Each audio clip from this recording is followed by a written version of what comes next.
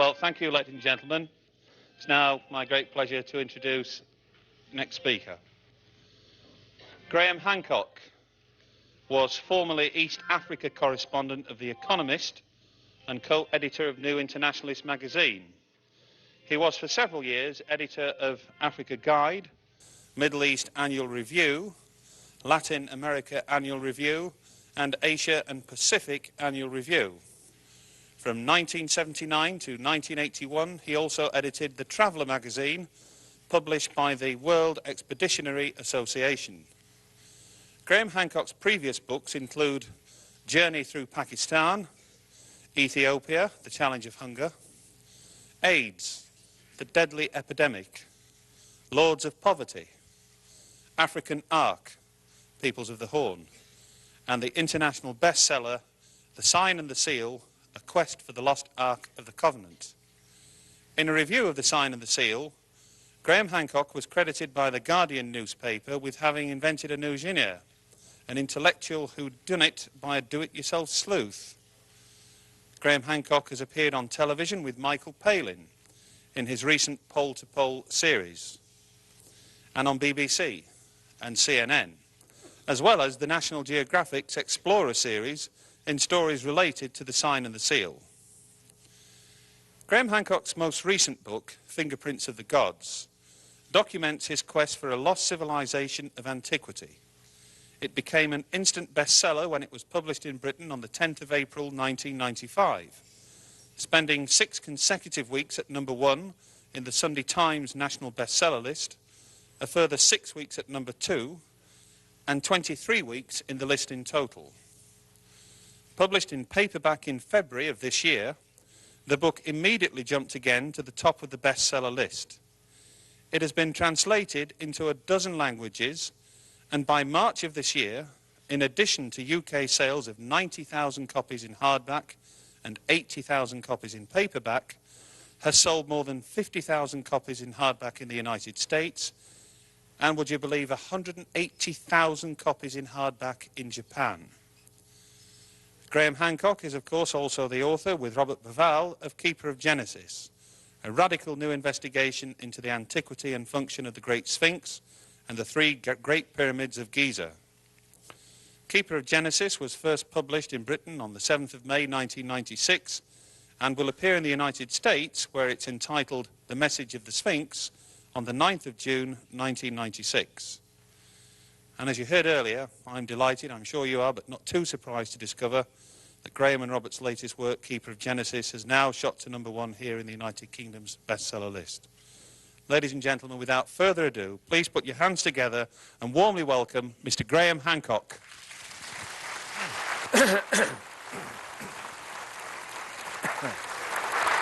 Thank you, Graham.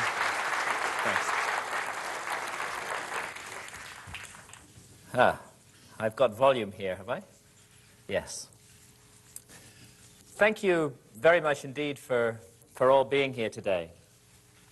I was just listening to what Graham Birdsall was saying about my past career, and I was thinking how I got into all of this from being a journalist working on The Economist.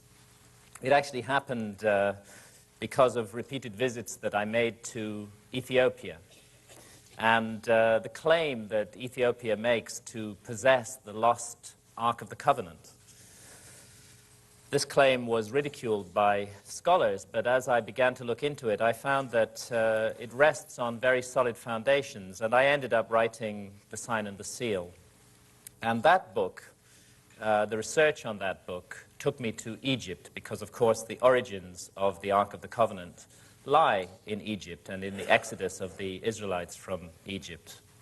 And when I went to Egypt and began looking into that civilization, I realized that I was confronted by an extraordinary mystery, a mystery that Egyptologists had never satisfactorily explained, or at any rate, if they tried to, their explanations certainly didn't make sense to me. I remember reading a book called Archaic Egypt by Professor Walter Emery, now deceased, but a great authority on his subject. And he drew attention to curious similarities between ancient Sumerian civilization in Mesopotamia and the archaic Egyptian civilization. And while he could find no strong evidence of a direct influence of ancient Egypt on Sumer or of Sumer on ancient Egypt, he found that these similarities couldn't be explained away as coincidence, and he put forward an interesting hypothesis. He asked, what if an earlier unidentified civilization, a remote third-party civilization, had influenced both Egypt and Sumer, passed down a legacy to both of them, and what if the similarities between these two cultures were explained by that remote common influence? And I thought this was a very interesting idea and one worth pursuing further. And in fact, more than anything else, it was that seed planted by Professor Walter Emery that led me to research and write Fingerprints of the Gods. I could not have written that book at all, or indeed developed in the direction that I have developed as a writer and researcher, if it hadn't been for my partner and wife, Santa Faya, whose photographs we're going to be looking at here. She's certainly been the most profound influence on my life. And I did some bad stuff back in the 1980s, which, when I look back on it, I regret it. But we have to live with our mistakes, and I'm very grateful to Santa for putting me right. Many other people also who I need to thank, and without whom Fingerprints could not have been written. Researchers, people working in the field of the mystery of the origins of civilization over the last 100 years or so, going back as far as Ignatius Donnelly, who wrote Atlantis, the Antediluvian World in the 1880s. More recently, Professor Giorgio de Santillana of the Massachusetts Institute of Technology, he's now also deceased, did wonderful work on the astronomical content of ancient myths, the amazing discovery that in some of the oldest myths relating to global cataclysms that have come down to us from remote prehistory, that in those myths is found detailed astronomical information relating to the phenomenon that I'll be discussing a little bit during this talk, known as precession of the equinoxes. Professor Charles Hapgood, whose Earth crust displacement theory and whose work on ancient maps, again, provides a clue to this lost civilization that exists way back in our past, and I'm quite sure that it does exist. And more recently, Rand and Rose Flemath, who've refined Charles Hapgood's theories of Earth crust displacement.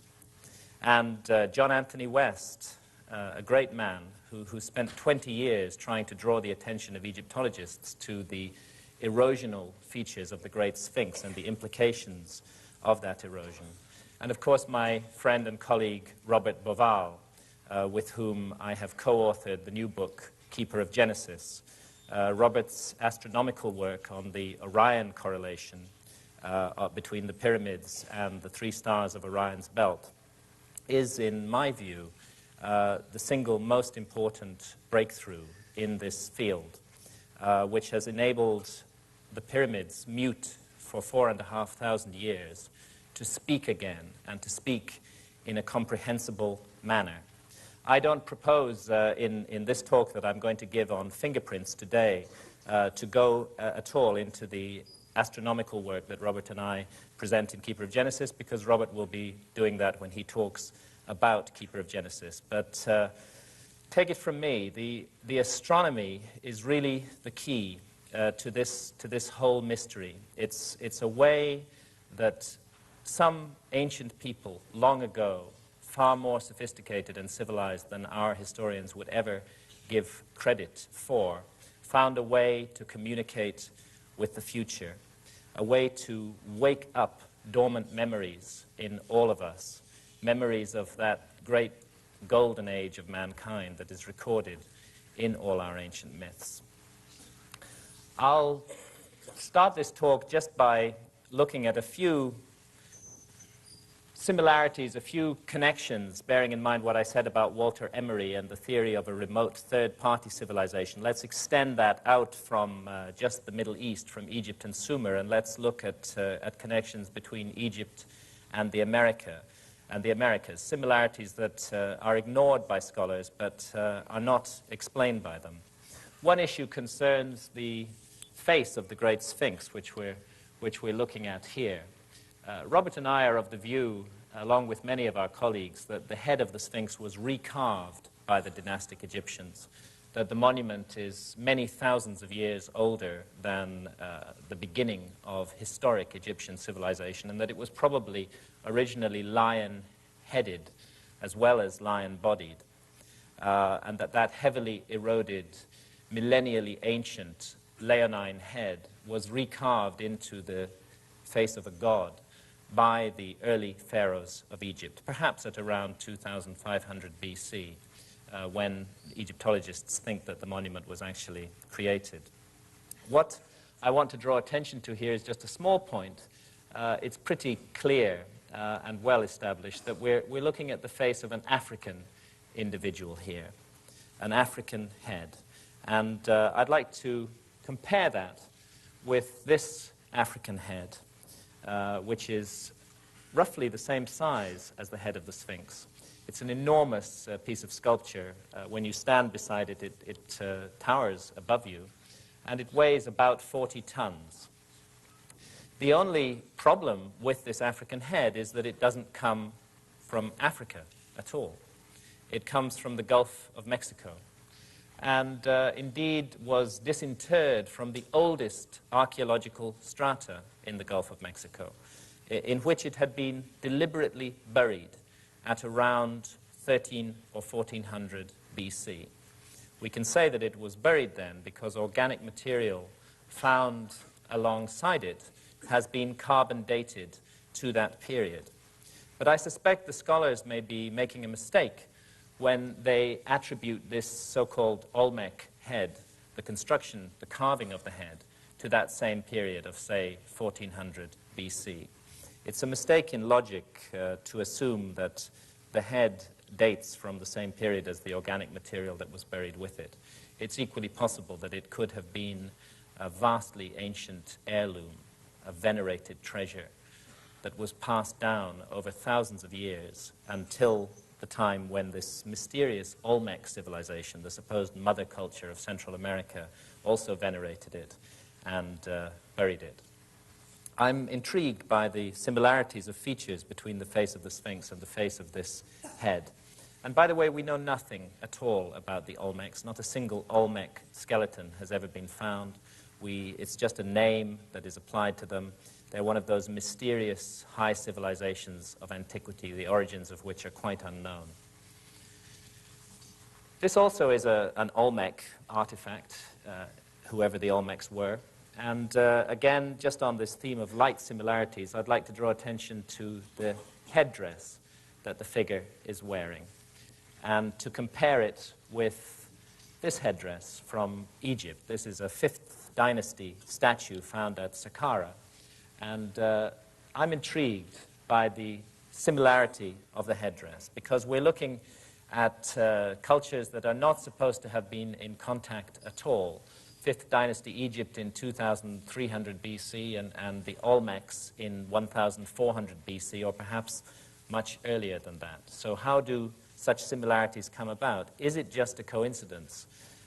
Was there a contact between these two areas at that time, or could we be looking at the influence of a remote third-party civilization? This piece of sculpture is from Uxmal in the Yucatan, and it's associated with the Maya. And as you can see, it's a double feline figure, two pumas or leonine animals back to back. Again, we find a very similar device in ancient Egyptian iconography, two lions back to back, often joined at the hip, two lion sphinxes back to back, as here on this stela that stands between the paws of the Sphinx. Let's see if I can get that sharp. They were called the Akeru, the gods of yesterday and today. And this device of placing two felines back to back, again, in my view, is too similar to the device found amongst the Maya to be written off entirely as a coincidence. Here we're looking at a piece of architecture from the Inca area. Let me just try and get this sharp. It's so difficult for me to see with all these lights on me. What I want to draw attention to here is the way that the block wraps around the corner. This is a supposedly Inca wall just north of Cuzco in Peru. And the blocks form a kind of L shape as they wrap around the corner, an unusual architectural device.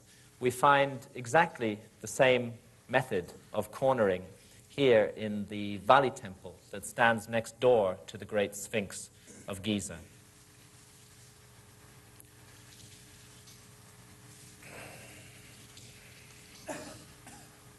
Excuse me, I'll get the hang of this in a minute. A method of joining two blocks of stone together. This photograph was taken at Tiwanaku in Bolivia, in the high Andes. And Tiwanaku is a very mysterious city, and I'll be touching on it in a few moments. What I want to draw attention to here is this imprint of a metal bar, which once joined these two huge blocks of stone together. Of course, the metal bar has long since been removed, vandalized, melted down. But this particular form of architecture is not found anywhere else in the Americas. But it is found in Egypt. We find it at Philae, at Elephantine, and also here at Dendera in Upper Egypt. The same method of joining stone blocks together. And here we're on the island of Suriqui in Bolivia, on Lake Titicaca, looking at a traditional method of boat design. It's one of the few places on Lake Titicaca where these boats are still built, these reed boats with high, curving prows.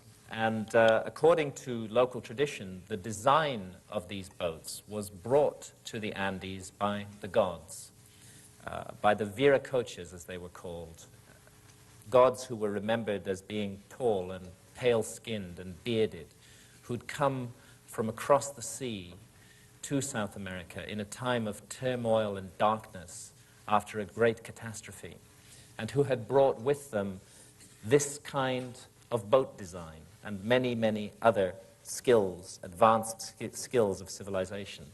I'd like to compare this high-prowed boat with this design from ancient Egypt, the so-called solar boat of Khufu, which was found buried beside the Great Pyramid of Egypt off the southern face. It's much bigger than the boats on the Andes, but the design is eerily similar. And this design has been studied by marine experts, and what they've concluded is rather interesting.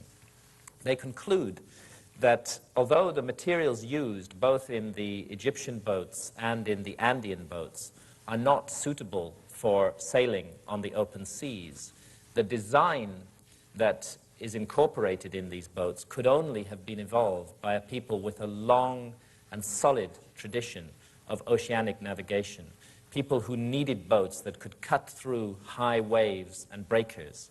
And the suggestion is, could this design be a very ancient legacy that was passed down and received both by the Egyptians and by the peoples of the Andes and expressed in the kind of boats that they made? In both areas, such boats are associated with the gods. The ancient Egyptians called their gods the Niteru, and they said that they had come from a land far away to the south, a land called Ta-Niteru, across vast expanses of ocean. So whoever they may have been, these gods, above all else, were navigators and seafarers. And navigators and seafarers need maps if they're going to sail around the earth. Now, this map is a modern map, and I picked it up at the Library of Congress in the United States. It's an azimuthal equidistant projection centered near Cairo. And in common with all modern maps, it incorporates a number of advanced features. It incorporates highly accurate longitudes, and particularly relative longitudes. And it incorporates an advanced map projection. It isn't easy to represent a spherical object, the Earth, on a flat piece of paper, and to do so with a considerable degree of accuracy.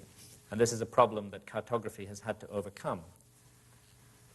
So we find good map projections which require advanced mathematics, and good relative longitudes.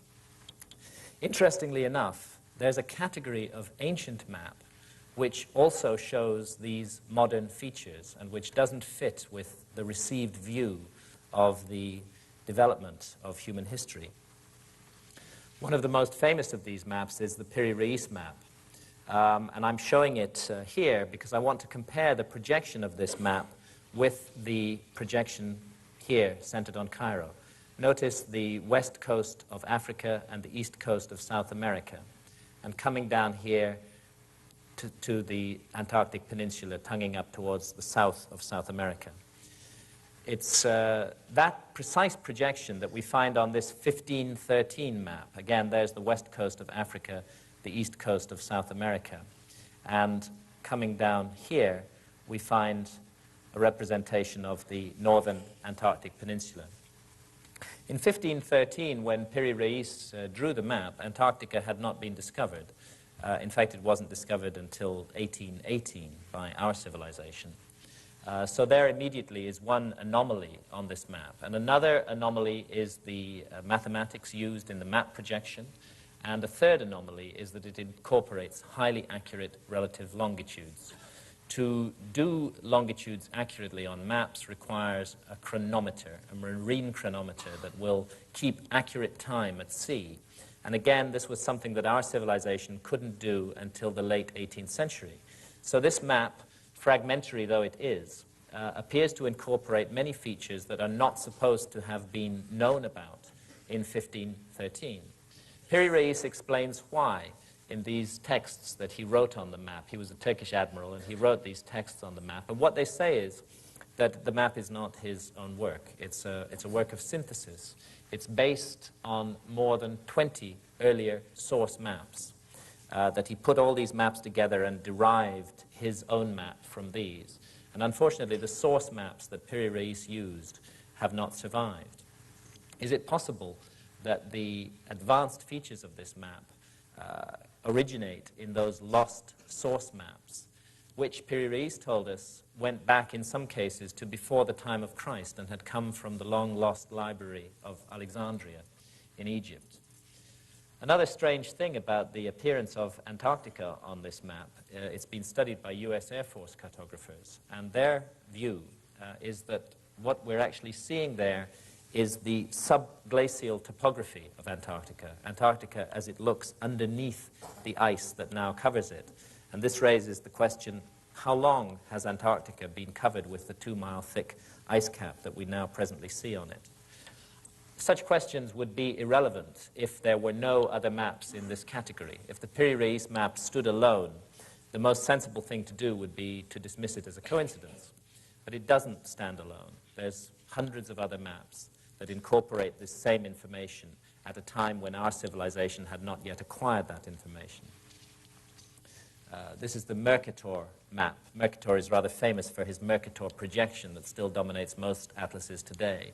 It's a 16th century map, and it shows Antarctica 300 years before Antarctica was discovered. And again, it's based on earlier source maps, and again, it incorporates accurate relative longitudes. So also the Orontius Phineus map that we're looking at here, another 16th century map. Mercator includes it in one of his atlases.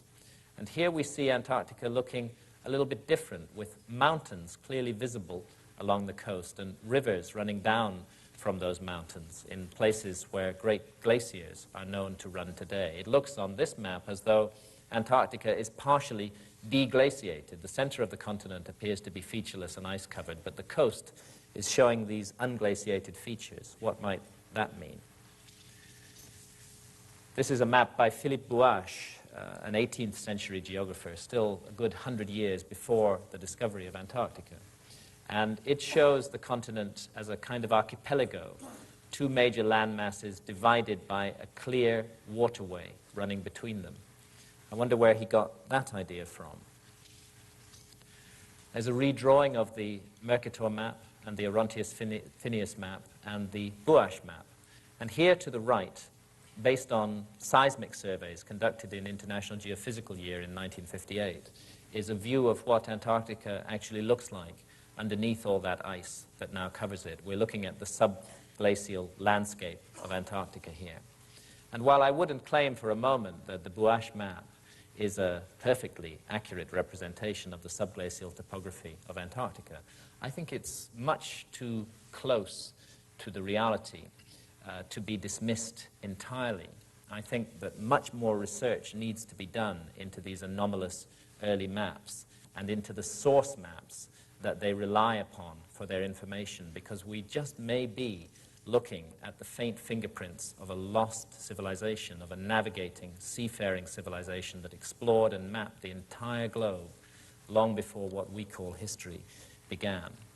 The issue of the glaciation of Antarctica is a controversial one, and most scholars would say that it has been covered with ice in the form that we see it today for several millions of years. But there is some contradictory evidence, deep-sea cores which bring up soils from the ocean bed, which suggest that rivers carrying fine-grained sediments were indeed running down off the coastline of Antarctica until about 10,000 years ago. Maybe that's the period we should be looking at. Maybe something happened in the world around then that we don't fully understand. And in my view, this whole mystery is intimately connected to the mystery of the last ice age and what an ice age is and why the last ice age came suddenly and traumatically to an end at around 12 or 14,000 years ago. You have ice sheets, 6 million square miles of ice covering northern Europe, 2 miles thick, as far south as London. You have a similar mass of ice covering much of North America, as far south as the Mississippi Delta, almost into the tropics. This ice is stable for 100,000 years. And then suddenly, almost in the blink of an eye, it all melts. Within just 1,000 or 2,000 years, it's all gone. Sea levels have gone up by 400 feet around the world, and hundreds of animal species have been rendered extinct. No complete explanation for why the last ice age came so suddenly and dramatically to an end has ever been offered by orthodox scholarship. There are clear correlations with astronomical events, including, interestingly, the precession of the equinoxes, which I'll be talking about later. Interestingly, because many of the ancient myths of global cataclysm that I've analyzed in Fingerprints of the Gods incorporate precise information on precession. It's almost as though they're trying to tell us that there's a connection between precession and the ending of ice ages. And lo and behold, we've known for the last 20 years that there is a connection between precession and the end of ice ages. It's a correlation. We don't know what causes this ending of the ice age. I think that this is the period that should be looked at by scholars. This is the period that deserves much more detailed research than it's had. A period in which something awful happened to the Earth, something that brought about a dramatic, tumultuous change, a period in which the face of the Earth was almost literally wiped clean, and a period in which it's perfectly possible, perfectly reasonable to suppose that a high human civilization could have been almost entirely obliterated, leaving only a few survivors and only a few traces of itself for us to wonder at in later times.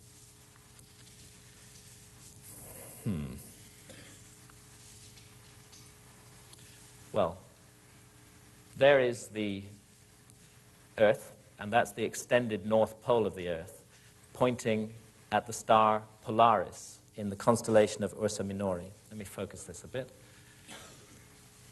That is our pole star in the present time, because of the phenomenon of precession, which causes the Earth to wobble very, very slowly in a cycle of 25,920 years.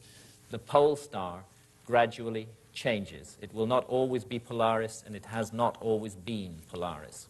But it's a very slow change, about 1 degree every 72 years, not noticeable in a human lifetime. It also affects the positions of all the other stars in the star field. And if you can establish that a monument is aligned astronomically or incorporates astronomical symbolism, it's possible to use precession to date that monument. And we think that the ancients who left their fingerprints around the world used the phenomenon of precession as a deliberate way of communicating information about themselves to the future. And I'll be touching on that a little bit in this talk, and Robert will be doing so much more in the talk on Keeper of Genesis that he'll be giving after me. This site, Machu Picchu in Peru, is an extraordinary piece of landscape gardening on a gigantic scale. It's dated by Orthodox archaeology to around 500 years ago. It's possible that it's much older than that.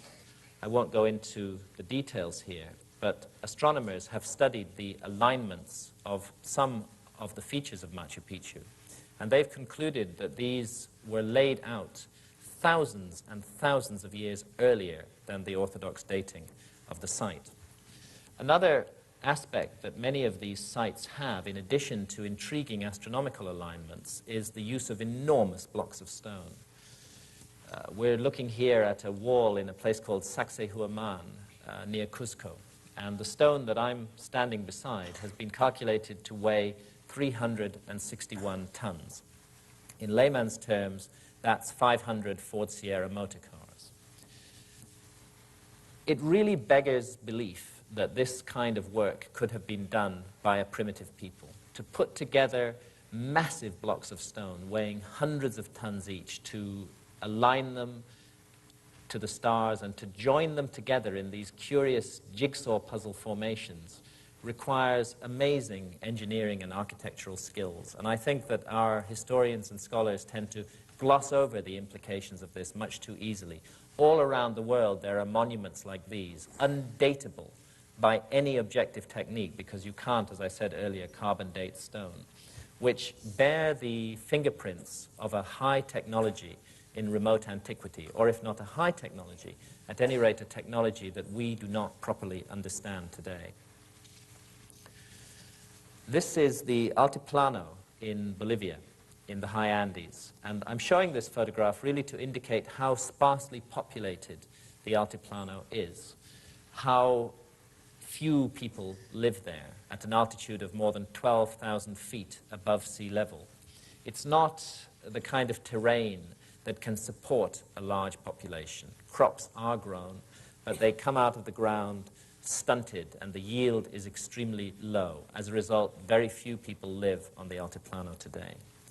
And there's a mystery in that, and a problem in that, and it's to do with the city of Tiwanaku, which stands on the Altiplano at an altitude of 12,500 feet above sea level. Here's a bit of Tiwanaku.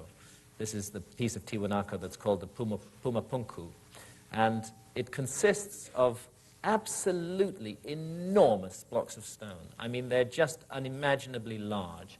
This piece has been calculated to weigh 400 tons.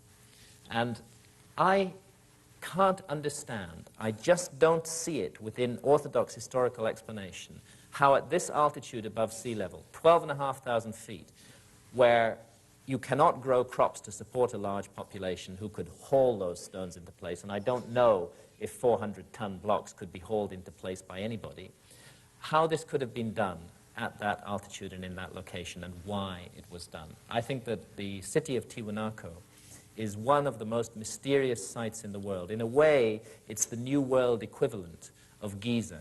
It's a site about which there are far more questions than answers, and a site about which the dating needs to be seriously re-examined.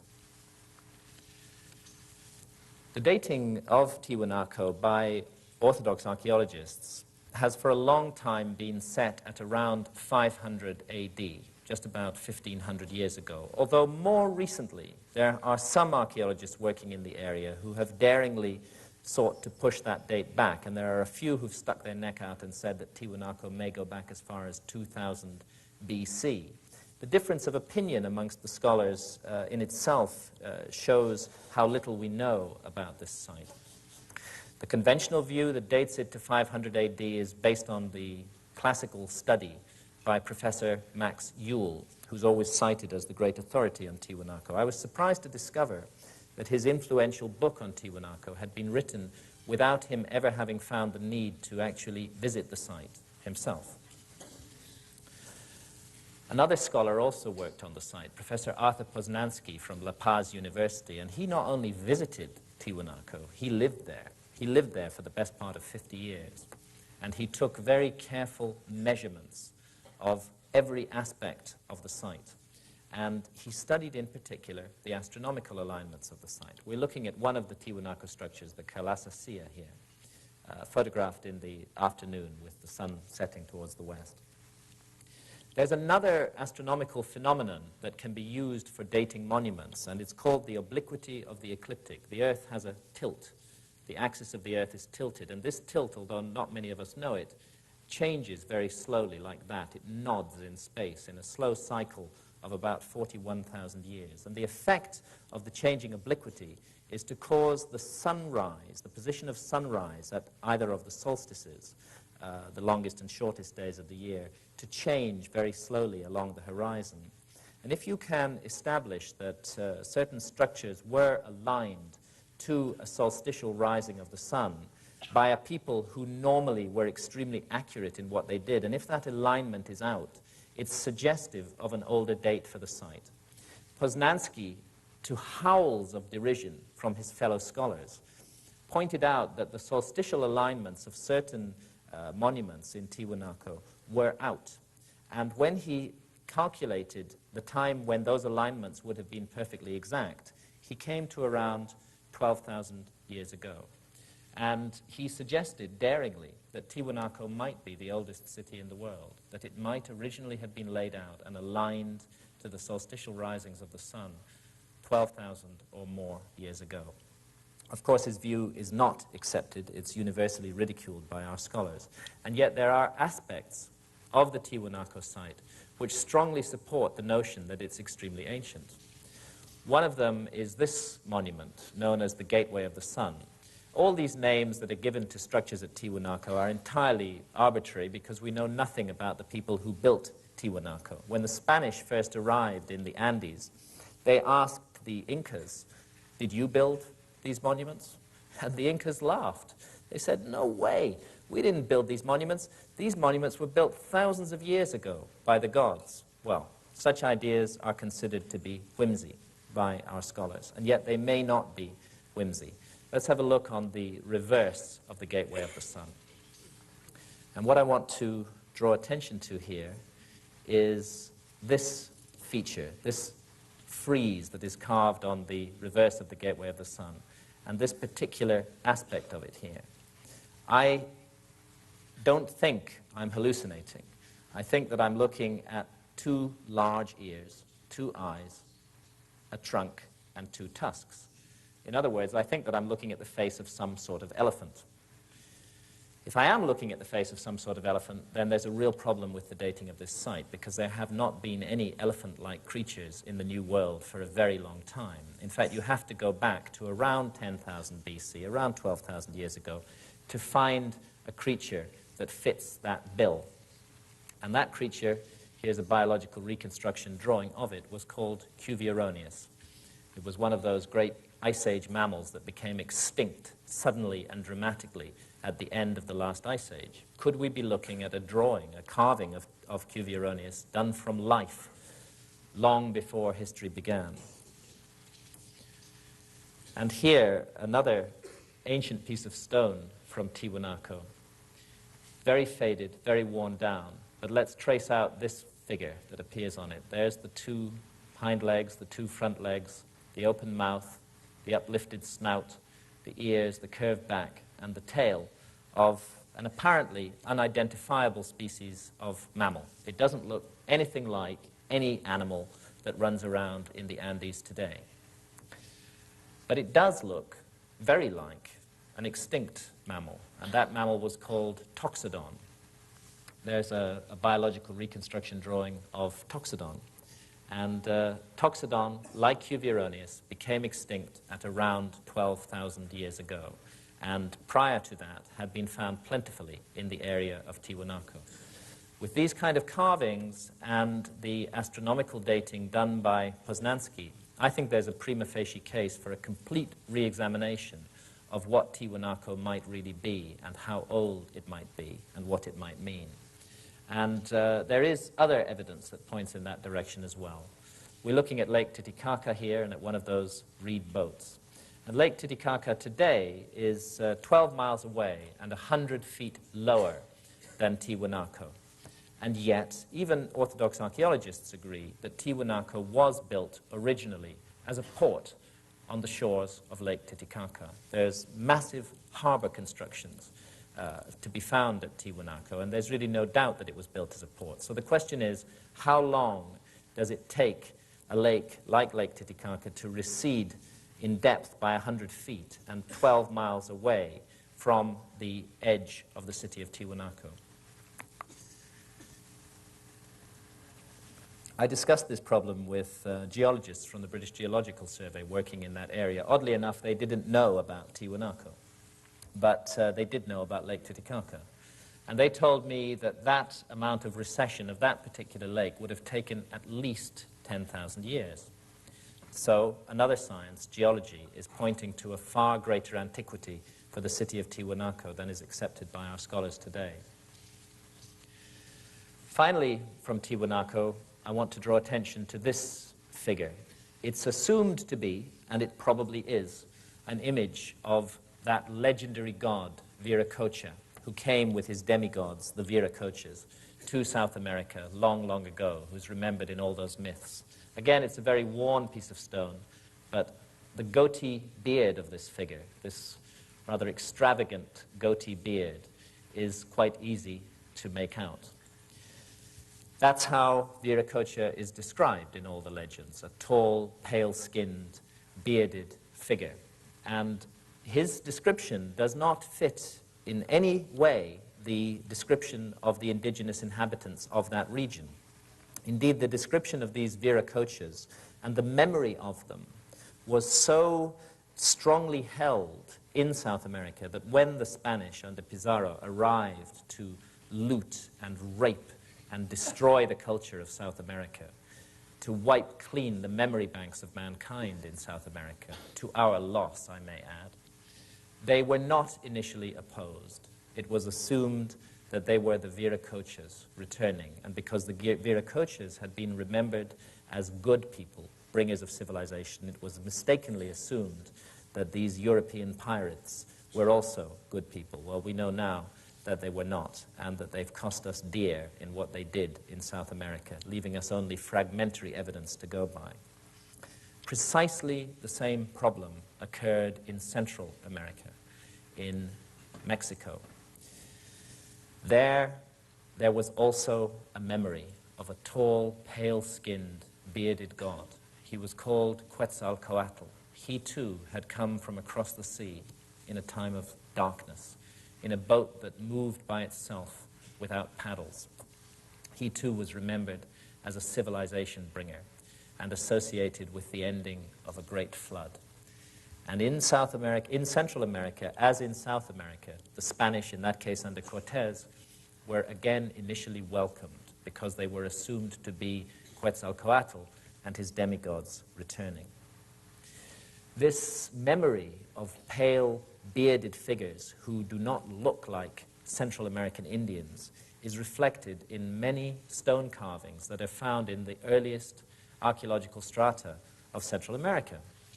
I'll just show you a few of those bearded faces. Here from Monte Alban, and here a bearded figure with obviously not Central American Indian features from the Olmec area along the Gulf of Mexico.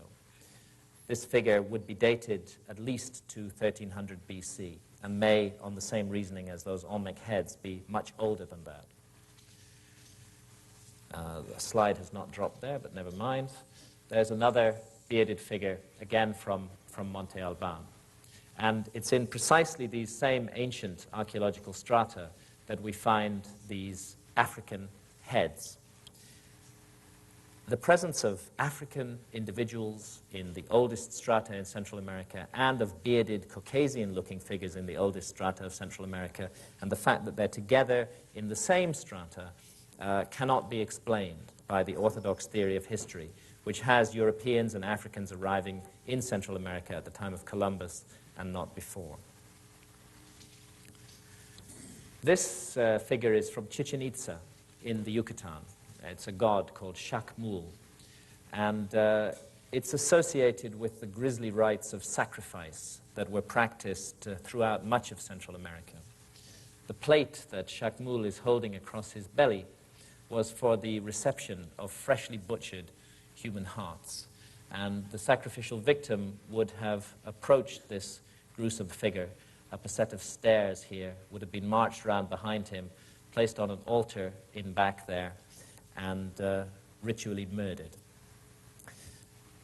I could never come to terms with this memory of human sacrifice in Central America. It seemed so out of accord with the many beautiful and serene aspects of Central American culture.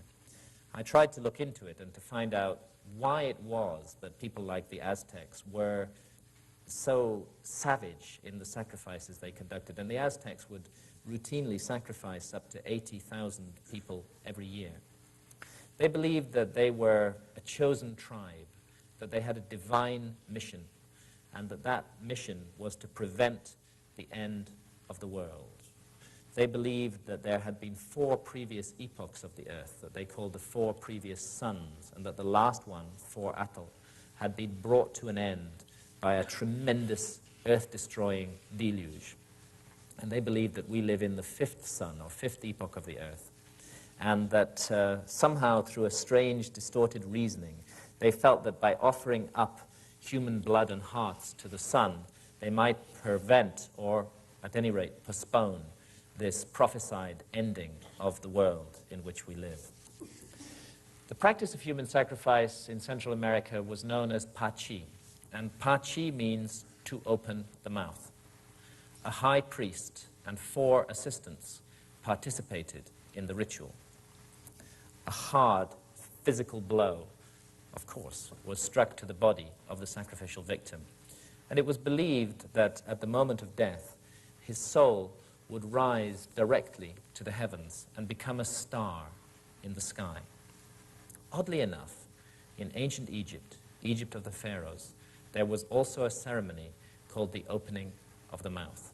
It was part of the funerary rituals of the pharaoh, and it was conducted after his death, after his body had been mummified.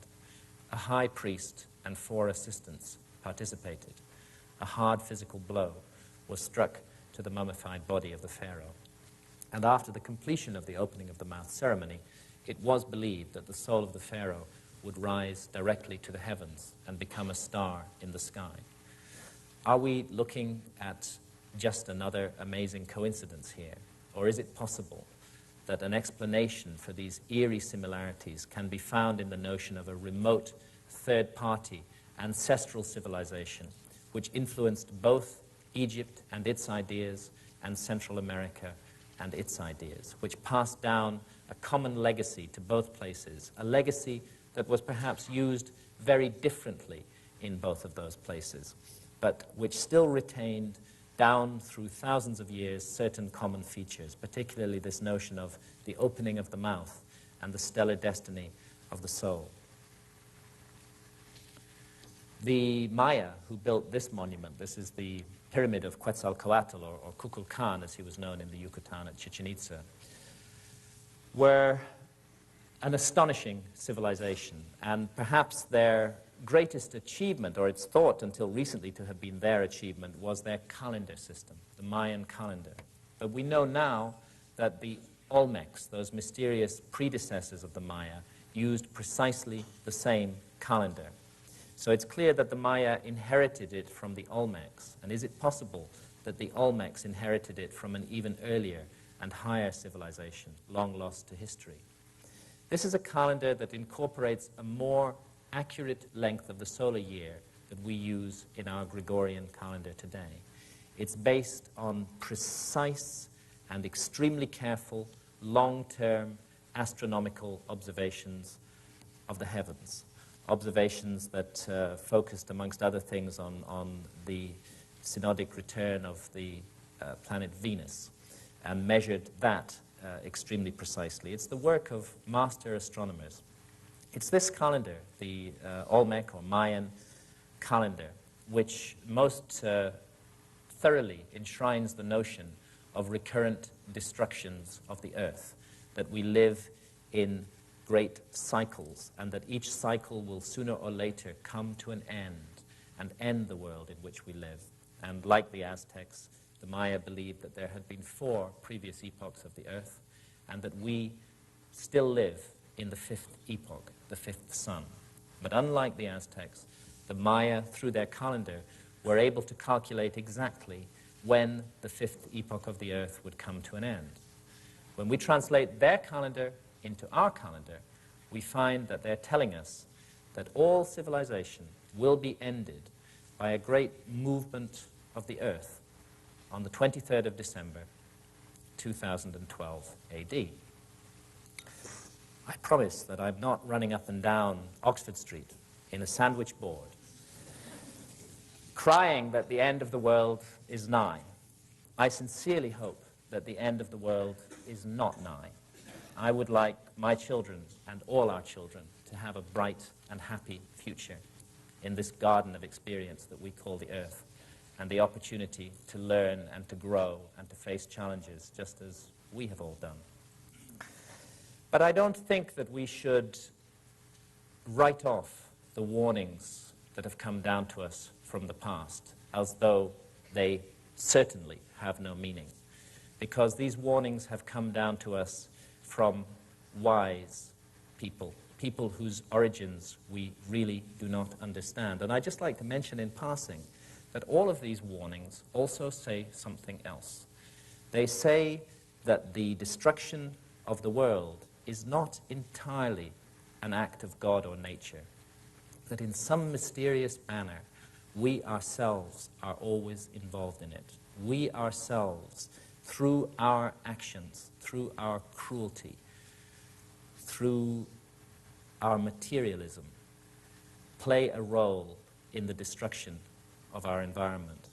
And when I look around the world today at the force of evil that is rampant in the world, the destruction, the murder of children, the cruelty, the awful things that human beings do to each other, using one another, although as though they're just objects, I can't help getting an eerie shiver of apprehension at that Mayan prophecy that the end of our civilization may indeed come before too long. Maybe it's not too late. Maybe we can do something about it. Maybe we can wake up to the spiritual desert that we've created on this planet and look to who and what we really are. And if we're going to do that, I'm convinced we have to go back to the ancient wisdom and listen to the voices of the past and listen to that accumulated experience and knowledge of mankind that we so blithely write off just because we imagine that we're the apex and pinnacle of creation. If civilizations rise and fall, if mankind has climbed more than once to the pinnacle that we've reached today, then all of this is entirely possible. The people who made this monument had an amazing knowledge of astronomy, because this monument is what's called an equinoctial marker.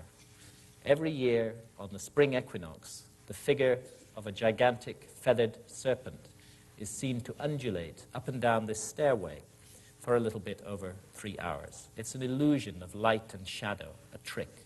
But it's a trick that is achieved by the precise geodetic positioning of this monument. These were a people who had observed the heavens very, very closely and who had a science of positioning monuments on the ground so that they would signal particular moments of the year. No mean feat, and not something that we should regard as the work of primitives. We're looking at the great city of Teotihuacan in Mexico, just 35 miles from Mexico City Airport. Richard Hoagland, in his talk earlier on, referred repeatedly to the importance of latitude 19.5 degrees north. Perhaps it should come as no surprise that Teotihuacan stands on latitude 19.5 degrees north. It's an extraordinary and mysterious place. Very little is known about it. It's thought to be about 2,000 years old. It was already vastly ancient when the Aztecs came across it, overgrown and in ruins, and they, attaching to a thread of ancient tradition, gave it the name Teotihuacan. And Teotihuacan means the place where men became gods. Somehow there's a suggestion that these pyramids, the Pyramid of the Sun here and the Pyramid of the Moon, as they're arbitrarily called, were connected or involved in a process that led to the spiritualization of human beings. And hold that thought, because precisely the same idea is connected to the pyramids of Egypt, of far-off Egypt.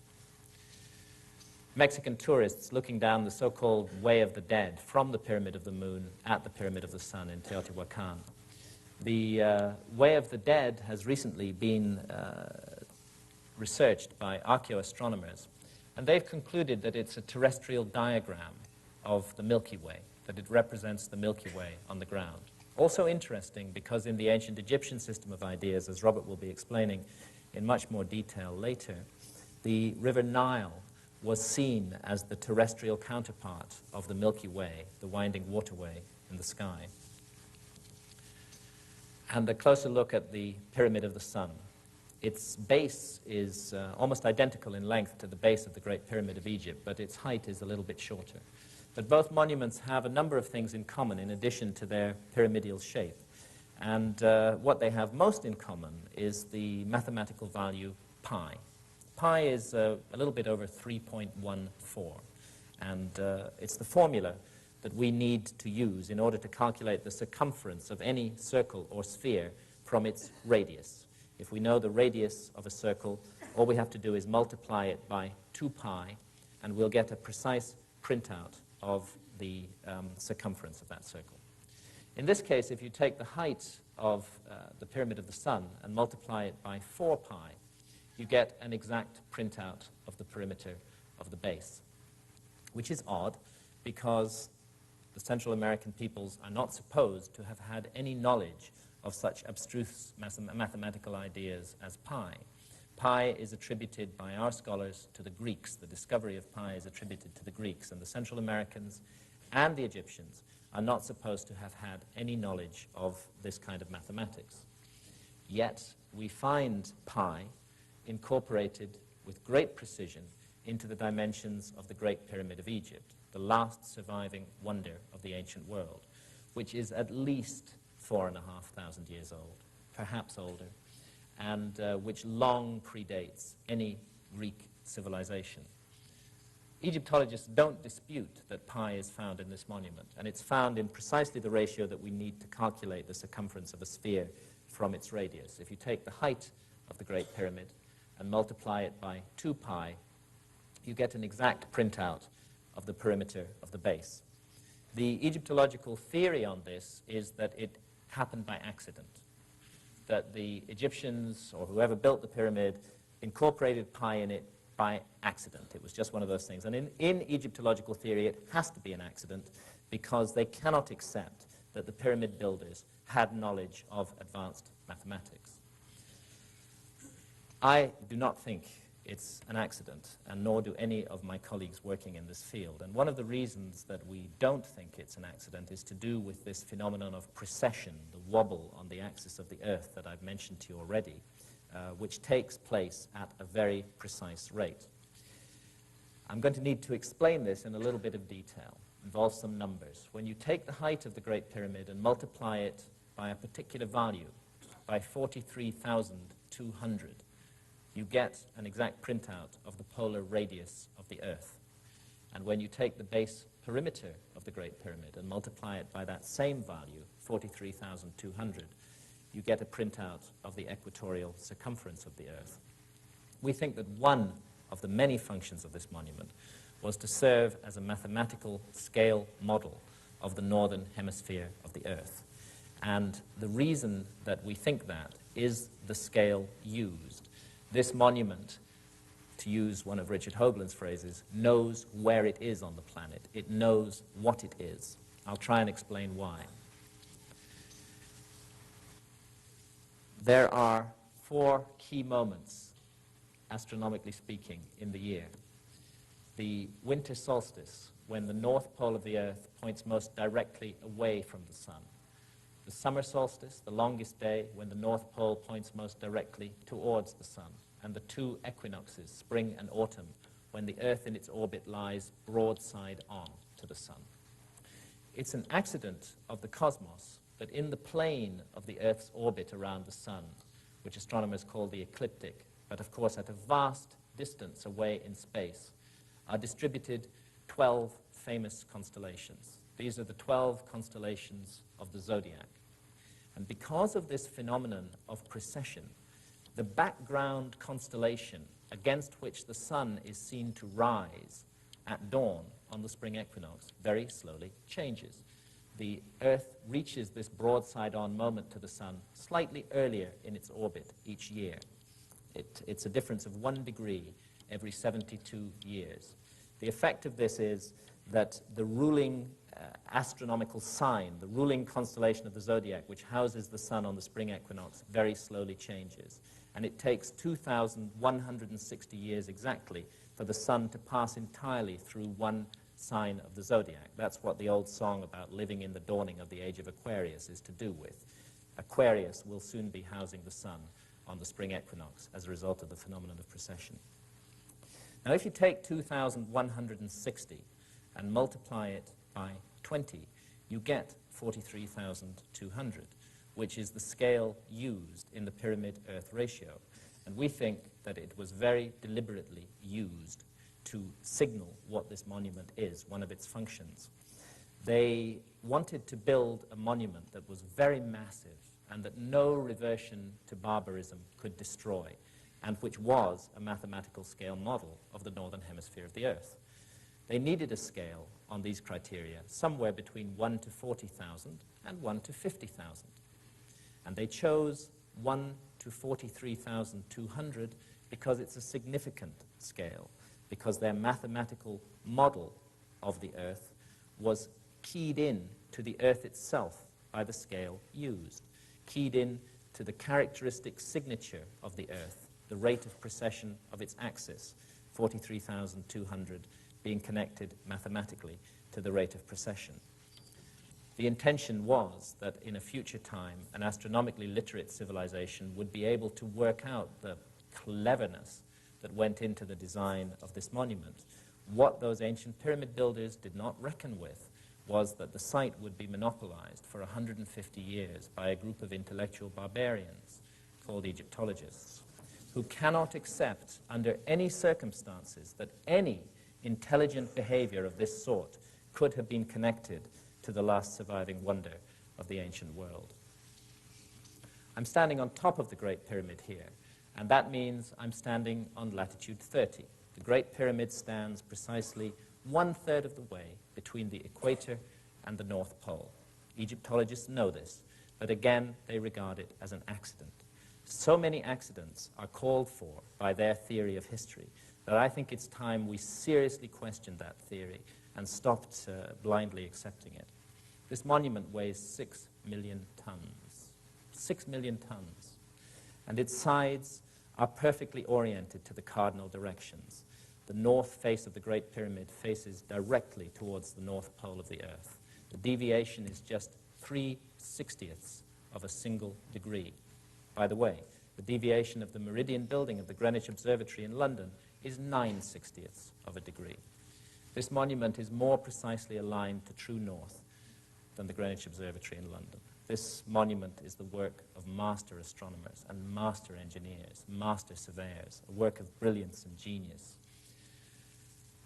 a work that we should all stand before in awe, not with any certainties, but with open minds and open hearts. Above all else, Giza is a sacred place. It's a place of mystery and magic, a place that works on the imagination, a place that generates questions to those who do approach it with humility and with an open mind. We're looking at a cross-section of the Great Pyramid here along its meridian axis, north to south. And as you can see, it's plentifully equipped with shafts and chambers and galleries and narrow corridors. All of these features are engineering marvels. To create this kind of internal structure in a monument on that scale is an unbelievably difficult task. Let's take a quick tour around the Great Pyramid. We'll start by going down the descending corridor, and then I'll take you to the Queen's Chamber and the Grand Gallery, and finally the King's Chamber. But before I do so, I just want to mention a little bit about these four shafts here. The southern shaft of the so-called Queen's Chamber was found in 1993 to have a little door at the end of it. The shaft is 8 inches wide and 8 inches high, and it was explored with a high-tech robot camera in 1993. And as soon as that door was discovered, the research into the shaft was stopped in a most sinister and extraordinary manner. And at the end of our presentations, Robert and I will be presenting to you the latest information for what is happening concerning that door, and also concerning a chamber beneath the Great Sphinx of Egypt. And very disturbing things indeed are happening at Giza today, and we want to tell you about this, but we'll come to that later. Let's take a quick run around the Great Pyramid now. We'll start by going down the descending corridor. The descending corridor is perfectly straight. In fact, it doesn't vary by more than 1/4 of an inch from perfectly straight along its entire 350-foot length. It's 3 feet 5 inches high and 3 feet 5 inches wide.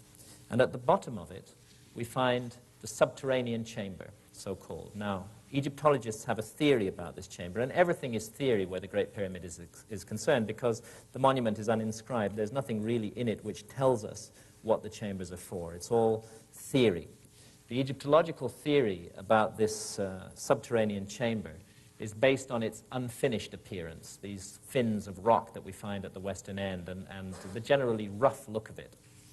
What they want us to believe is that after quarrying out more than 2,000 tons of rock from that perfectly straight descending corridor and painstakingly removing them from the bedrock under the Great Pyramid, and having finally got down here more than 100 feet below the base of the Great Pyramid, and having started to carve out this chamber from the bedrock, those whimsical ancient Egyptians at the last minute just changed their minds and decided to go no further, because the Egyptological theory is that this was originally intended to be the burial chamber of Khufu, the pharaoh who they think the pyramid was built for. So those ancient Egyptian builders, after doing all that incredibly precise work, well, they just changed their minds and they decided to stick the body of the pharaoh somewhere else in the Great Pyramid. Actually, the body of the pharaoh has never been found in the Great Pyramid. The Great Pyramid was found to be completely empty when it was first opened by the Arabs in the 9th century. And we think that this unfinished burial chamber routine is a load of bollocks. I mean, it's just absolute nonsense. These people knew exactly what they were doing. Everything they did had a purpose. You stand down in the subterranean chamber, you can hear somebody sing in the King's Chamber, 250 feet above you, through all that mass of solid rock. The acoustic effects of this monument are extraordinary.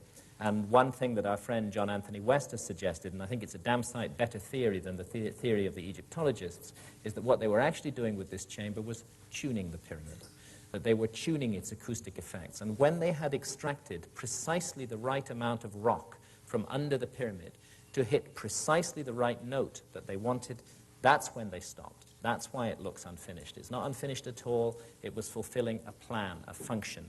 And everything about this site is planned, as Robert will be explaining in more detail when he comes to discuss our book, Keeper of Genesis. This is the so-called Queen's Chamber. We have to use these phrases, so-called, because all these attributions are arbitrary in this anonymous monument. And there, in the southern wall of the Queen's Chamber, that dark patch is the opening to the southern shaft. And it was into that dark place that that little robot camera was inserted in 1993, and after a journey of 200 feet, reached that mysterious door that we'll be talking about later. From the Queen's Chamber, we find ourselves in the Grand Gallery.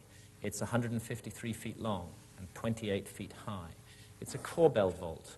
Each layer of stone is laid a little bit closer to the center line than the layer underneath it. And it bears around it millions of tons of pyramid. Remember, this is a monument that's at least 4,500 years old. I'm sure quite a few people in this room have been inside it and have walked up that grand gallery. It can be a little claustrophobic, but one thing you're sure of, when you're in there, you're safe. It's not like modern jerry building, where buildings fall down after 30 years. This is a work of architectural grandeur on an amazing scale, of architectural brilliance. To create a monument on this size and scale with a wonderful gallery in the heart of it like this, in the middle of an earthquake zone. There was a very bad earthquake there in 1992. It didn't touch the Great Pyramid at all. It caused massive disasters in Cairo, but the pyramids were unhurt by it. So again, we're looking at the work of geniuses when we look at architecture like this. Come to the top of the Grand Gallery, and you find yourself in the so-called King's Chamber, where Egyptologists assume, on no evidence, that the body of Khufu, that 4th dynasty pharaoh, was buried. We have to allow this chamber to speak for itself, and the way that it speaks is through the language of mathematics. It's a perfect 2-by-1 rectangle, for example. It's 34 feet 4 inches in length and 17 feet 2 inches in width. The half diagonal of the floor is equivalent exactly to the height of the chamber. So it's a sort of mathematical symphony in solid stone. And the stone used, by the way, is granite, which is interesting, because there is no granite in the area of the Giza pyramids. The pyramid, main body of the pyramid, is made of local limestone, but the granite came from far away. The nearest granite is 500 miles to the south, and this pink granite came from Aswan in Upper Egypt. There are precisely 100 blocks making up the wall of the king's chamber, and some of those blocks weigh as much as 70 tons each, brought 500 miles from the south and then raised to 150 feet above the ground, supposedly by technological primitives. Does it make sense? I don't think it makes sense. Again, we're looking at a work of genius here. Now then, there I am in the supposed sarcophagus of Khufu. I mean no irreverence to Khufu, but I don't think he was ever buried in this supposed sarcophagus. I don't think it's a sarcophagus at all. Robert and I have studied the meaning and the purpose of the pyramids in great depth in our new book, Keeper of Genesis, and we think, and there's a great deal of evidence for it, that whatever else they were, these monuments were used by many pharaohs in an amazing initiation ceremony that cultivated the power of knowledge in their minds and the spiritual dimension of their lives. And everything suggests that this plain granite box at the western end of that anonymous chamber high up in the body of the Great Pyramid was the culminating point of this initiation ceremony, when the pharaoh sought in his mind to go beyond death, to reach out for the life of millions of years that is spoken of in the ancient Egyptian texts. What I actually want to draw attention to here is the way that this box was made. Granite is a very hard stone, as many of us are aware. And anybody who's ever worked stone will know that you cannot cut granite with copper tools. And the ancient Egyptians of the Pyramid Age are supposed to have just become familiar with copper.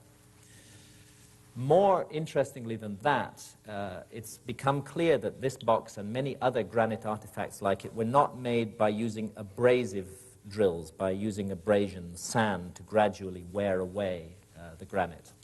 They were made with tubular drills, a drill in the form of a tube which cut down into the granite, and then the drill core was knocked out with a hammer, and then another tubular drill was brought down beside it, another drill core was created, that was knocked out, and so on and so forth. The first real study of this was done by a great Egyptologist, Flinders Petrie, at the turn of the century, and he found many granite drill cores lying around Giza and at other sites in Egypt, and he did a close examination of these drill cores. You can learn a lot from a drill core, because the tooth marks of the drill are still embedded in it. And what he learnt really disturbed him, because this was a man with a very orthodox conclusion about the origins and nature of Egyptian civilization. And yet he couldn't explain this. When he analyzed the cut marks in those drill cores, he found that these tubular drills had been descending into the granite with a pressure of more than 2 tons being applied to them from above. Now, how do you do that with copper into granite? How do you apply a 2-ton pressure without the whole mechanism buckling and failing to do the job? It just can't be explained in the orthodox view of history. A colleague of ours, Chris Dunn, who's a machine tool maker from Danville Metal Stamp in the United States, has been re-examining these drill cores quite recently.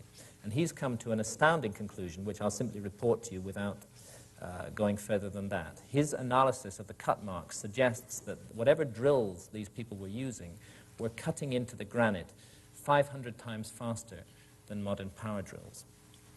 I prefer the opinion of a machine toolmaker to the opinion of an Egyptologist when it comes to drilling matters, and I think Chris Dunn's views on this deserve further consideration. This is the so-called burial chamber of Menkaura, the third of the supposed 3 pharaohs who built the 3 Great Pyramids at Giza. The Pyramid of Menkaura is the smallest of the 3 Great Pyramids, although it's still well over 200 feet tall. If we are to follow Egyptological logic, then we must conclude that this chamber was built by a certain B. Wilson. That this is not the Pyramid of Menkaura, it's the Pyramid of B. Wilson. And the reason that we have to conclude that is because they apply that logic to the single piece of writing that was found inside the Great Pyramid of Egypt. Above the king's chamber, there are 4 so-called relieving chambers, and in those some graffiti was found, very crudely daubed graffiti. And some of that graffiti bears the name Khufu, and also another name, Khnum Khufu. And like drowning men leaping at straws, Egyptologists have concluded that because that graffiti is there, it means that the Great Pyramid was built by Khufu. I don't think that a little piece of graffiti in a chamber hidden away inside the Great Pyramid is a very solid piece of evidence to attribute such an important monument to a particular pharaoh. As a matter of fact, those graffiti may well have been a forgery. But even if they, by the original discoverer, Howard Vyse, but even if they aren't forgeries, it's just not enough for us to attribute the monument to Khufu on the basis of such slim evidence.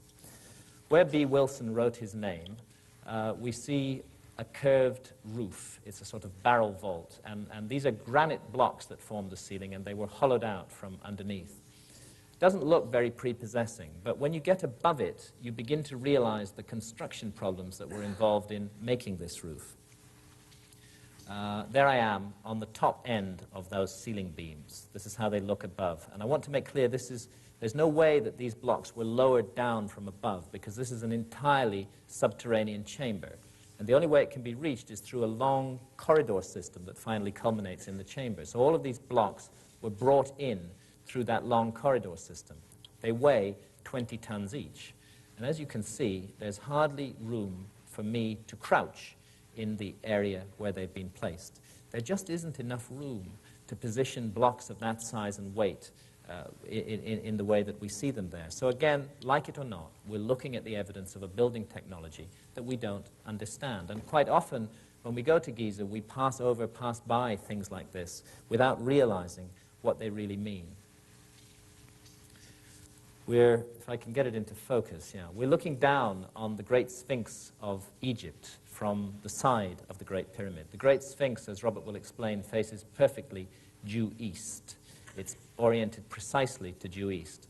And it was made by cutting it out of solid bedrock. It's 240 feet long and 70 feet high, and it was carved out of solid bedrock. The core body was isolated by removing this trench of rock around it, and those rocks that were cut away from the core body were then sawn up into blocks, and those blocks were erected in front of the Sphinx in these 2 so-called temples, the Valley Temple and the Sphinx Temple. They're also entirely anonymous monuments, like the Sphinx, and actually, to be honest, we don't really know what their function is. But the interesting thing is the size of the blocks used in making those structures. We're looking at a side view of the Valley Temple here, and you can see the problem. These blocks of stone weigh 200 tons each, and there's hundreds of them. And they were put into position at the same time that the Sphinx was made. I'll be briefly outlining later on the geological evidence, which indicates that the Sphinx may be at least 12,000 years old. Since we know that this temple was made at the same time as the Sphinx, if it is 12,000 years old, and the astronomical evidence that Robert will be covering also corroborates that, then it means that 12,000 years ago, there were people on this planet who had the ability to lift and manipulate 200-ton blocks of stone. And this is a serious problem for the orthodox view of history, because 12,000 years ago, we were supposed to have been in an extremely primitive stage, living in caves.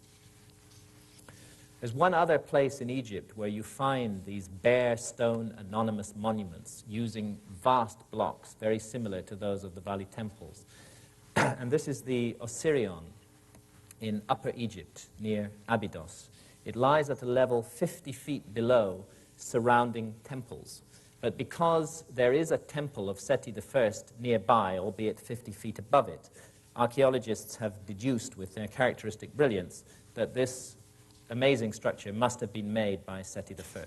There's no evidence for that. On the contrary, all the evidence suggests that it belongs to the same category of architecture as those mysterious temples at Giza, and that it may be as old as they are, that we may be looking at a 12,000-year-old monument here. And that's why it's interesting that it was always called the Osirion. It was associated with Osiris, with the high god Osiris, who the ancient Egyptians remembered as having come to their country in a remote period that they called Zeptepi, the first time, thousands of years before history began, bringing the gifts of civilization with him. There are many images of Osiris in Egypt. Here's one that's actually carved in that Seti I temple that I just talked about. And as you can see, he's a conspicuously bearded figure. In fact, Osiris and the symbolism of Osiris has much in common, and I've gone into this in some depth in Fingerprints of the Gods, with the symbolism of Viracocha and of Quetzalcoatl. My bet is, in all these figures, we're looking at memories of the survivors of a great lost civilization who settled in various parts of the world and whose mission was to keep the light of their knowledge burning and to find a way over millennia of barbarism to pass that knowledge down to the future, perhaps even to our own time, perhaps even to us today.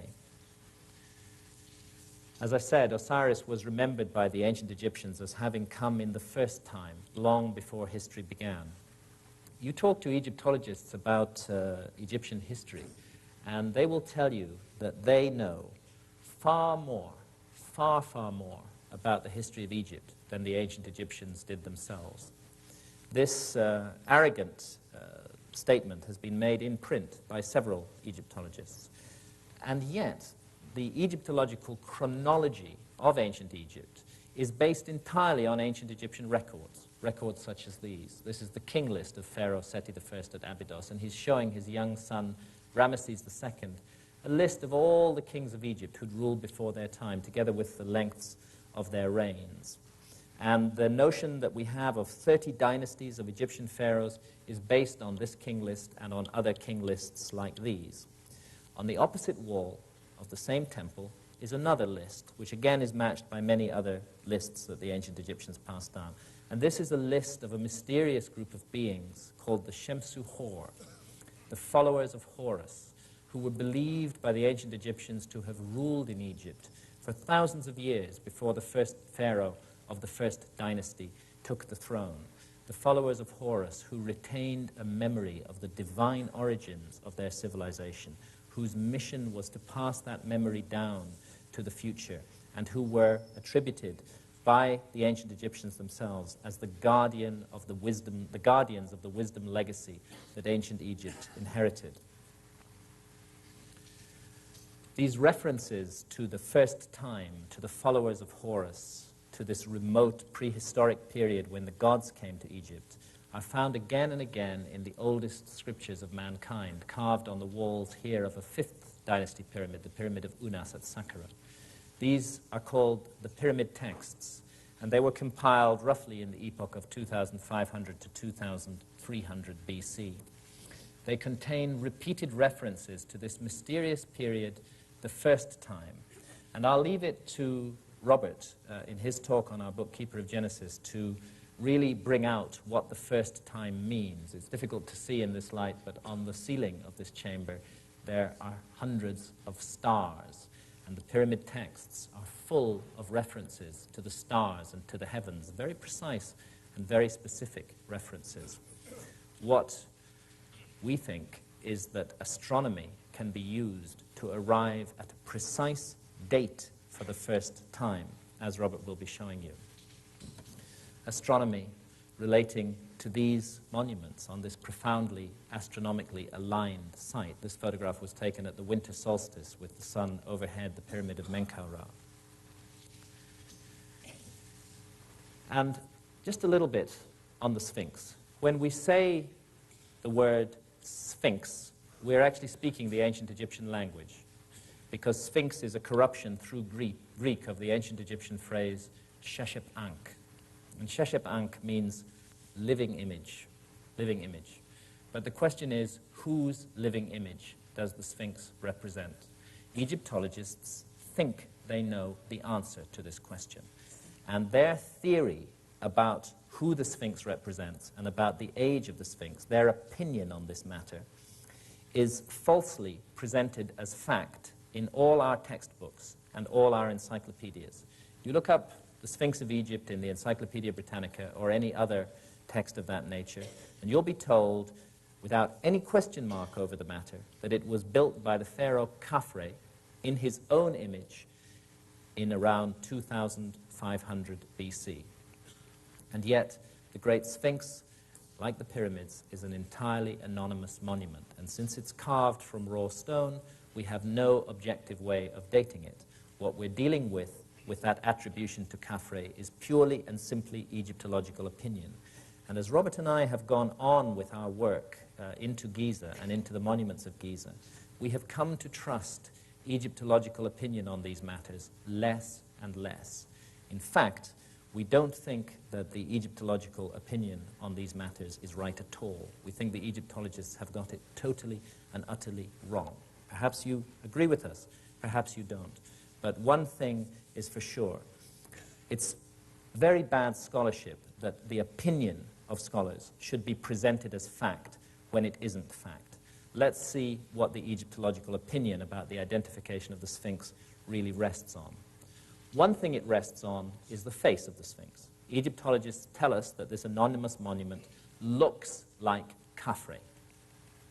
And they say that because there are a few statues of Khafre that have survived which actually have Khafre's name on them. And so they compare the face of the Sphinx with the face of a known statue of Khafre, like this one, which is in the Cairo Museum. And they tell us that the two faces are identical. Well, we don't see it that way. We don't think that the two faces look similar at all. We think they look very different. But don't take our word for it, and don't take the word of Egyptologists for it. The person who really is an authority on faces is somebody like a police forensic artist, somebody who's made a lifetime study of the similarities and differences between faces. And back in the early 1990s, colleagues of ours, led by John Anthony West, brought a police forensic artist to Giza, Lieutenant Frank Domingo of the New York Police Department, with 20 years on the force. And he did a very careful point-by-point identikit comparison of the face of the Sphinx and the face of Khafre. And here are some of his drawings. What he concluded is that he just couldn't understand why Egyptologists were under the impression that the Sphinx looked like Khafre. He saw no resemblance between the two faces at all, and when he compared key angles of the faces, he concluded, he swore an affidavit to this effect, that whoever the Great Sphinx's face represents, it certainly does not represent the face of Khafre. The angles of the face are completely different, and he, in fact, concluded that the Great Sphinx represented an individual of an entirely different race from Khafre. Okay, so that dismisses the facial similarity view that Egyptologists wish to foist on us. What else do they base their attribution of the Sphinx to Khafre on? They tell us that there are certain texts around Giza which say that the Sphinx was built by Khafre. Let's look briefly into this issue. Let's start with a text that was found at Giza which says very definitely that the Sphinx was not built by Khafre. This is the so-called inventory stela, which stands neglected in a corner of the Cairo Museum today. According to Egyptologists, the inventory stela is a work of fiction. It's an ancient Egyptian novel, which we have to ignore. And why do we have to ignore it? The reason we have to ignore it is because it doesn't fit their theory. The inventory stela tells us that the Sphinx was already standing and already remotely ancient when Khufu, the predecessor of Khafre, came to the throne. And if the inventory stela is correct, then the Egyptologists must be wrong, and Khafre could not have built the Sphinx. But, say the Egyptologists, the inventory stela doesn't date from the same period as the Sphinx, and this is true. The inventory stela dates from about 1,200 years after the orthodox dating for the Sphinx. The orthodox dating for the Sphinx is 2,500 BC, and this stela belongs to the period of 1,200 BC, or perhaps a little bit later. They say, since it's not contemporary with the Sphinx, we don't need to pay attention to it. But yet, with that amazing double standard for which Egyptologists are the world leaders, they base their attribution of the Sphinx to Khafre on another piece of text, which also is not contemporary with the Sphinx, and in which, in fact, dates from the same period as the inventory stela. They base the attribution of the Sphinx to Khafre on this stela, which is called the Dream Stela, and it was put up by Pharaoh Thutmose IV to commemorate a restoration campaign that he undertook on the Sphinx. And on this stela, amongst many other interesting texts which Robert will review, there is one single syllable, kaf. And because of that single syllable and nothing else, the monument is attributed to Khafre by Egyptologists.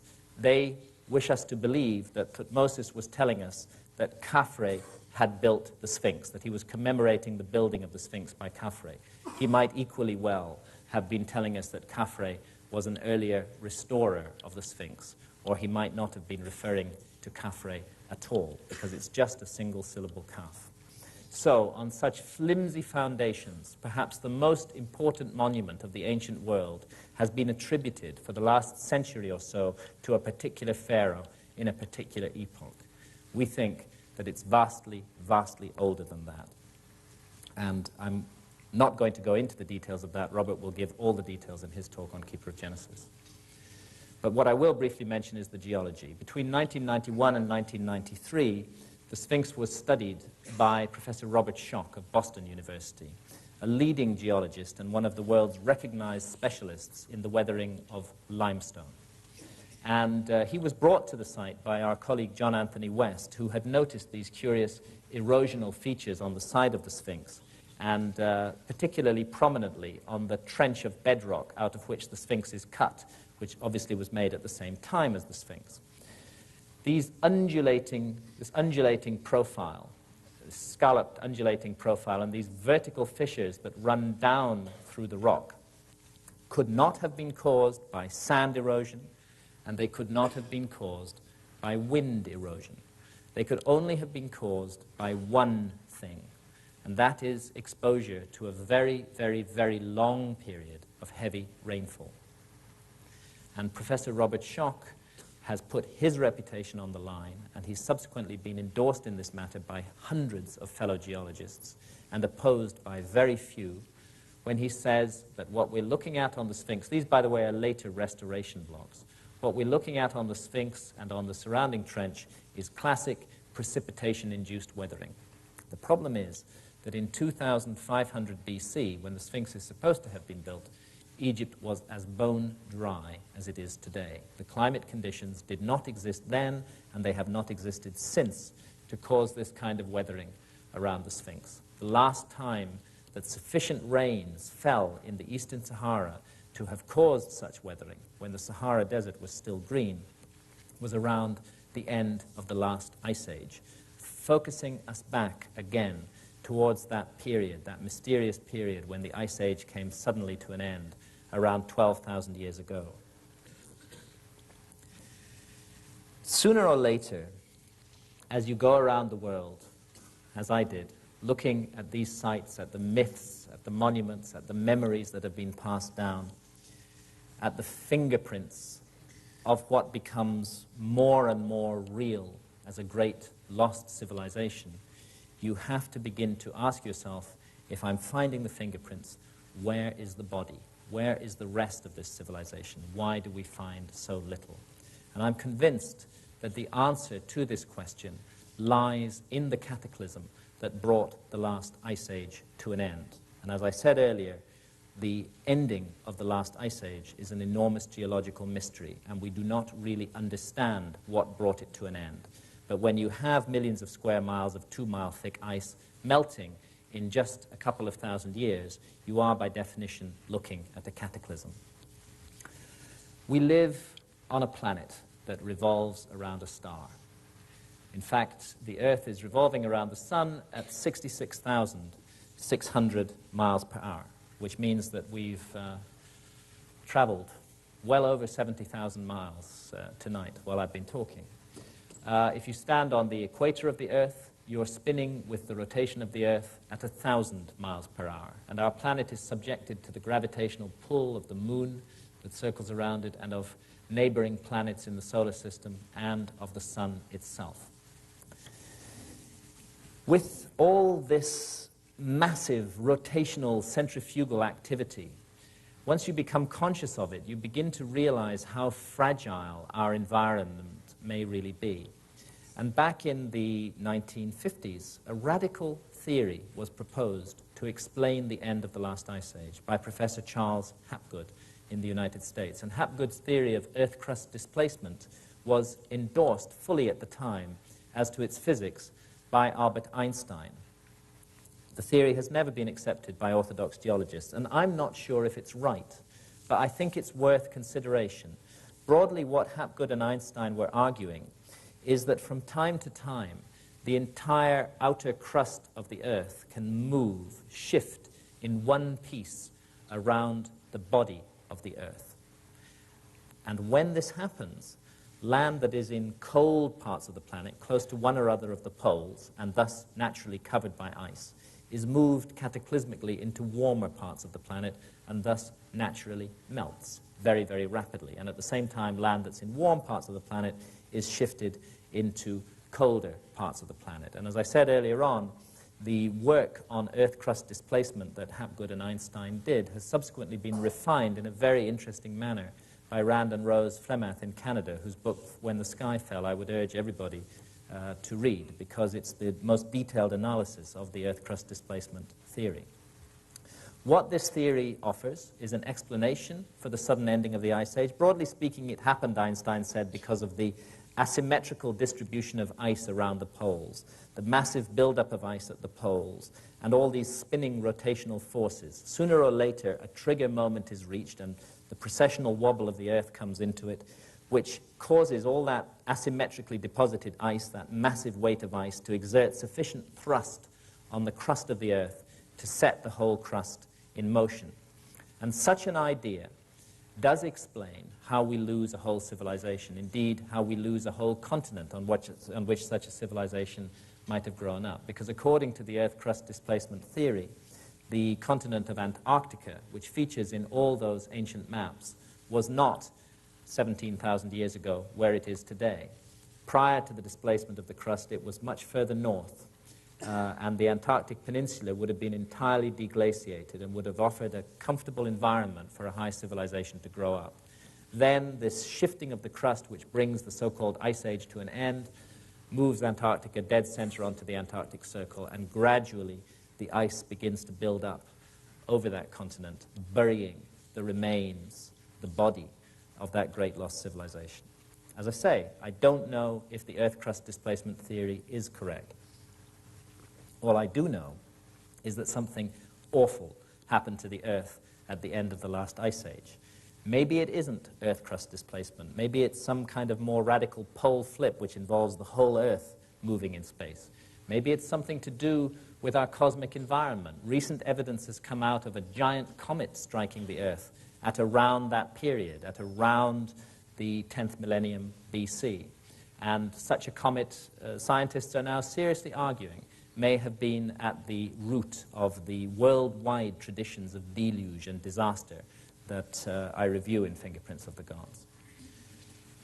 And Well, if we're not all busy exploring Australia from 599 pounds, many of us might have been aware that an enormous meteor recently whizzed by the Earth at a very close range. Such a meteor, were it to strike our planet, would have the capacity to set in motion a nuclear winter, to end civilization as we know it, to force us all to begin again, those of us who survived.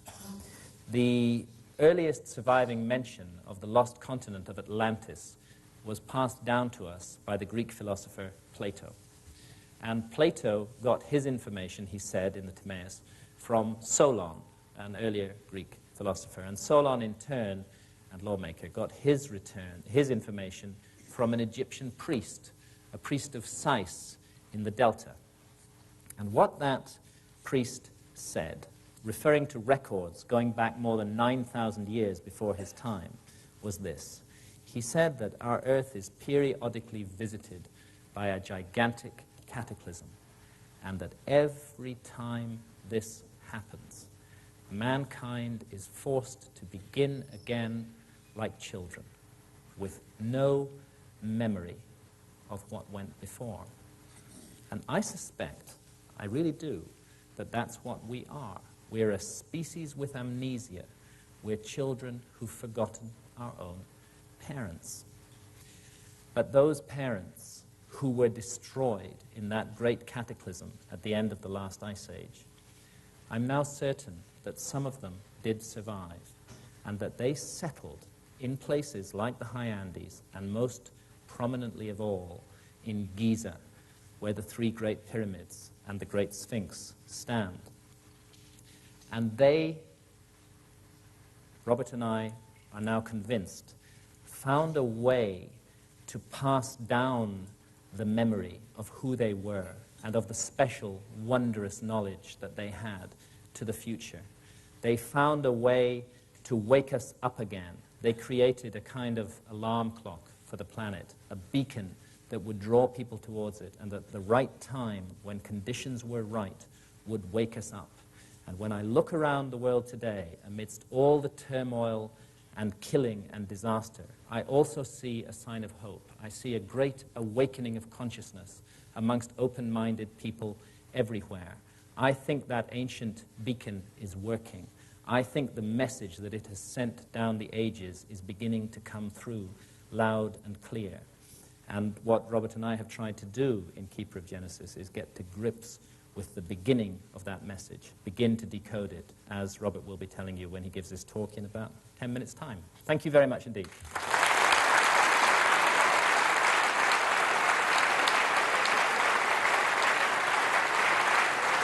Mr. Graham Hancock, ladies and gentlemen.